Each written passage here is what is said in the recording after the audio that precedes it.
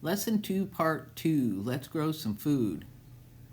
Okay, next on the agenda, we're going to talk about sprouts and microgreens.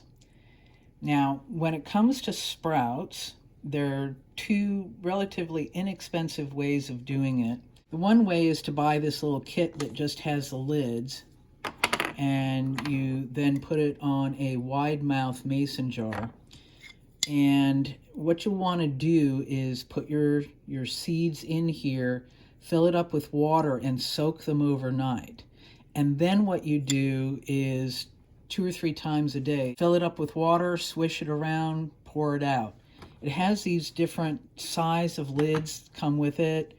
And the idea is that once you get sprouts going, you'll use a larger thing where the husks of the seeds can wash out of it. If you have unsprouted seeds and they go down your kitchen drain, they can sprout down there and block up your drain. So do yourself a favor and get, something like this so that when you rinse and pour, you're pouring into this and none of those seeds go down the drain, because let me tell you, that's a pain in the butt. So this is the cheapest way. I found another system that I like better, and it looks like this. It has these little trays. This is the bottom of it, and then these little guys fit right on top of it like so, like so. Comes with 5. I'm only going to do 3 today. And then it has a top, and the top has these little holes in it. So the way this works is you put your little seeds in the white things, and then twice a day you pour water in the top, and it runs in, and it follows these little tracks around, and then it drains down to the bottom. Now, I've found that I like this a lot better, and the reason why is because all the seeds will stand up, and you'll see, when that happens, they stand up nice and big and tall, and you can grab them by, like in clumps, and then rinse them out using one of these to catch the husks. I just like this a whole lot better. When you do this, you don't want to use a whole lot of seed. This that I showed you over here in the glass, this is way more seed than you would ordinarily use, but these seeds are like 5 years old, so the germination rate is going to be pretty low. And that's one thing that you should know, is that seeds last a long time, and no matter what kind of seed you buy, there's always going to be more seeds in the packet than you need for one planting. So save those seeds. Just because they say packed for 2024 doesn't mean you have to plant them in 2024. They last a while, but the germination rate goes down. So first I'm going to do, these are some red clover seeds, and I'm just going to do 1 teaspoon and see how it looks. A little bit more. That's probably quite enough. You don't want them to be too tight in there. So let's see if I can tilt it. That is as packed as you would want it to be, and you could even do it more sparse if you wanted to.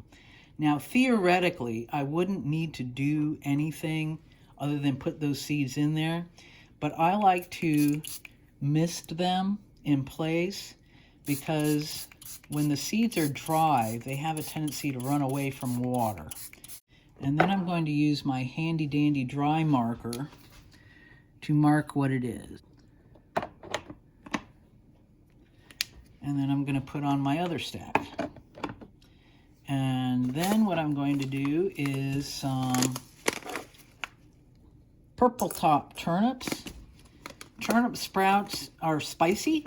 They have a nice little spiciness to them, which is both nice in a salad, but I also like, when I'm having some hummus, to add some either sprouts or microgreens that are spicy on top of it. It has a nice combination.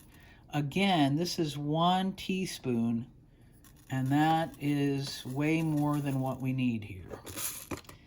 Now, the beauty about sprouts and microgreens both is the volume of food that you get out of a very small volume of seeds makes it a nice kind of safe thing to have around just in the event the world goes crazy again and you have a hard time buying fresh food.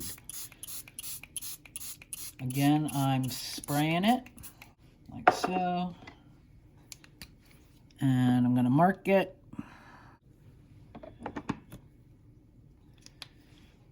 And then last but not least, I'm going to do a seed blend.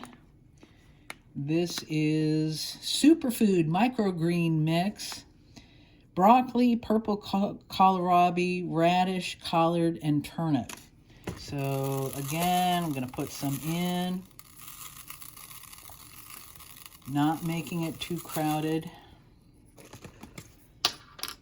Now, what do you see when you're looking down at those seeds?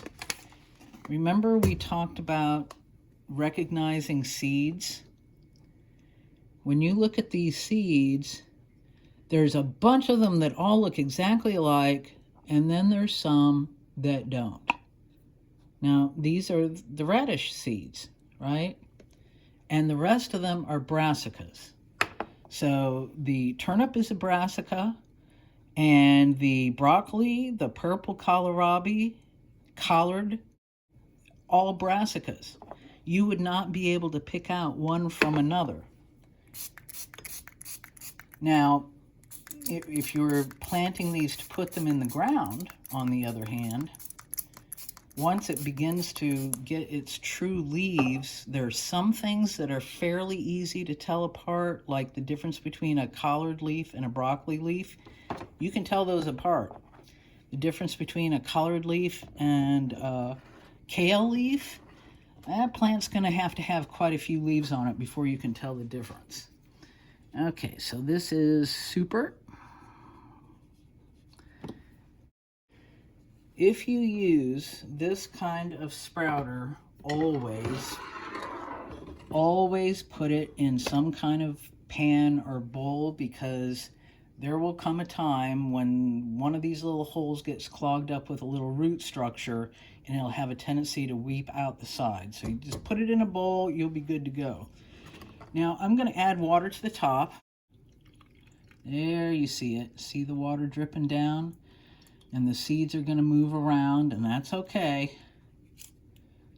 It feeds from one to another and then down through the bottom. And that's how you start sprouts. Tune in for part 3, microgreens.